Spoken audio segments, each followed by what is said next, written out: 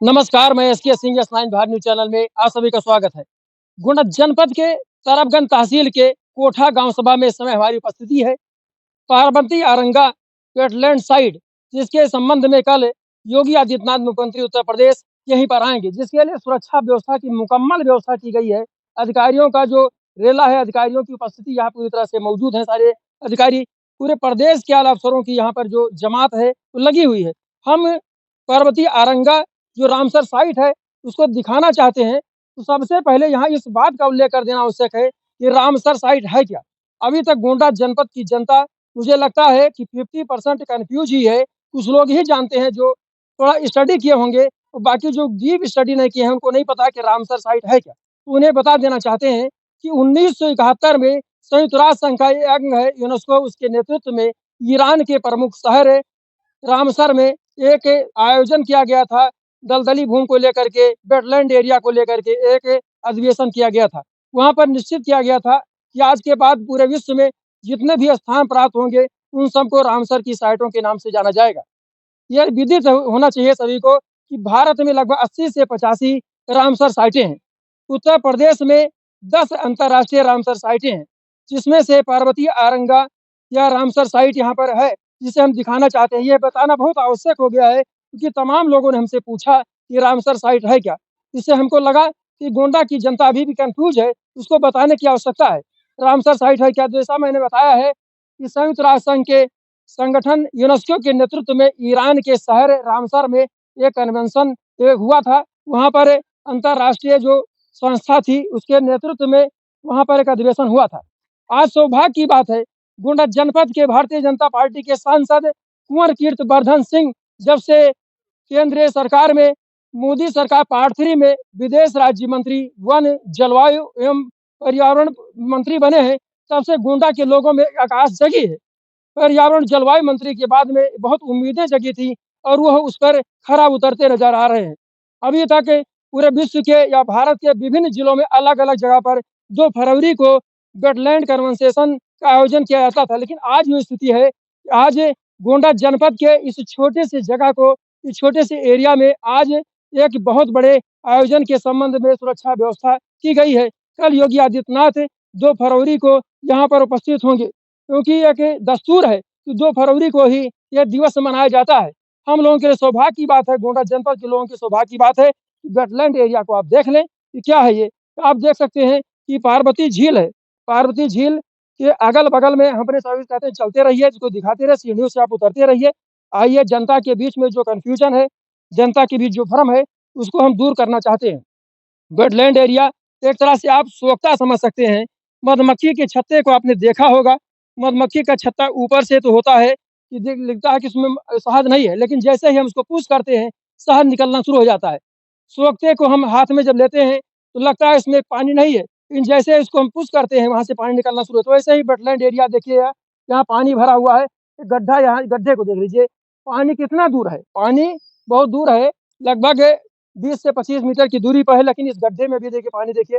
ये वेटलैंड का ही कमाल है, ये सोखे की तरह है। वहाँ का पानी अंदर से रिसाव करता रहता है, यहाँ तक आता है, अर्थात आर्द्रता बनी रहती है। आर्द्र भूमि इसे हम कहते हैं, वेटलैंड एरिया आर्द्र भूमि, अर्थात हमेशा इसमें नमी बनी रहती है, बेहद उपजाऊ माना जाता है और पर्यावरण के दृष्टिकोण से इस तरह की ज़मीन को सबसे महत्वपूर्ण माना जाता है। भारतवर्ष के 80-85 वेटलैंड एरिया में सबसे ज़्यादा वेटलैंड का जो एरिया पाया गया है, वो लक्षद्वीप में है। उसके बाद अंडमान निकोबार द्वीप समूह में, गुजरात में, और यहाँ भी रामसर साइटें जो 10 हैं, इसमें से 10वां एक, मतलब 10 में से एक महत्वपूर्ण स्थान पार्वती आरंगा का भी है। तो हम लोगों के सौभाग्य की बात है, इस वेटलैंड एरिया में जब से ये मंत्री बने हैं कुंवर कीर्तिवर्धन सिंह, इस क्षेत्र में लगातार निरंतर डेवलप करने का काम किया जा रहा है। अभी हमारे साथ जिलाधिकारी नेहा शर्मा ने बहुत कुछ बातें की हैं इस संबंध में, उसको भी हम दिखाएँगे। आइए हमारे साथ, खबरों में बने रहिए, पल-पल की खबरें आप तक S9 भारत पहुँचाने का काम करेगा। मैडम, कल एक बड़ा यहाँ पर सम्मेलन हो रहा है आर्द्र भूमि के संबंध में, उसको लेकर क्या कहेंगे? सुरक्षा व्यवस्था को लेके मुख्यमंत्री जी भी आ रहे हैं, उसको लेके क्या कहेंगे? देखिए, आज हम लोग ये कार्यक्रम स्थल पे हैं। पार्वती अर्गा झील हमारे यहाँ रामसर साइट है गोंडा जनपद में, और कल विश्व आर्द्र दिवस के रूप में 2 फरवरी का एक बहुत बड़ा आयोजन 2 फरवरी को मनाया जाता है, अंतर्राष्ट्रीय दिवस।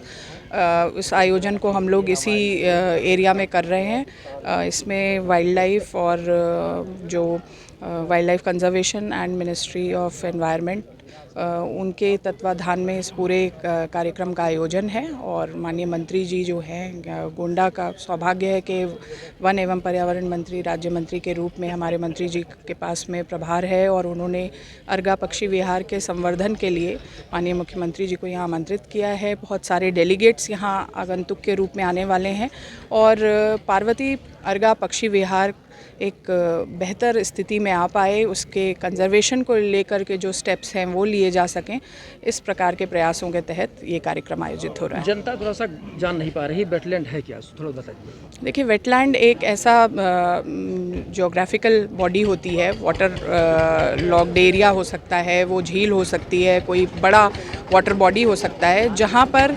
बहुत प्रकार की जो इको डाइवर्सिटी है वो डाइवर्सिटी हो, वाइल्ड लाइफ की डाइवर्सिटी हो और यहाँ पे पक्षियों की डाइवर्सिटी बहुत अधिक है, इसलिए ये पक्षी विहार के रूप में वेटलैंड जो है वो विकसित है।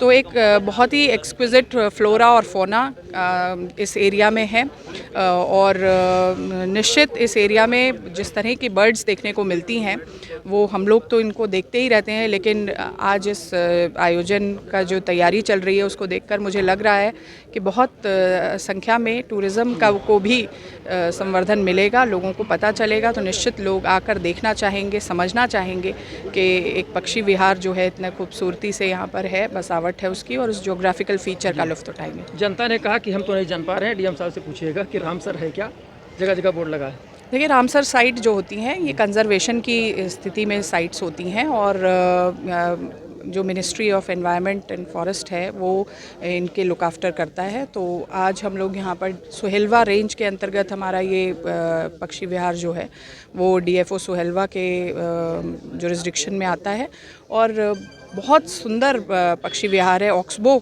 लेक जो है वो यहाँ पे है। ऑक्सबो से मैं कहना चाहूँगी कि मतलब ऐसे आकार की लेक जो सी शेप की लेक है, बीच में लैंड है और तीन तरफ से पानी से घिरा हुआ एरिया है और बहुत सारे बर्ड्स के लिए नेस्टिंग के लिए बहुत अच्छा एरिया है। बाहरी पक्षी जो होते हैं, जो साइबेरियन बर्ड्स इत्यादि, उनका भी प्रवास इस समय पर यहाँ पे होता है।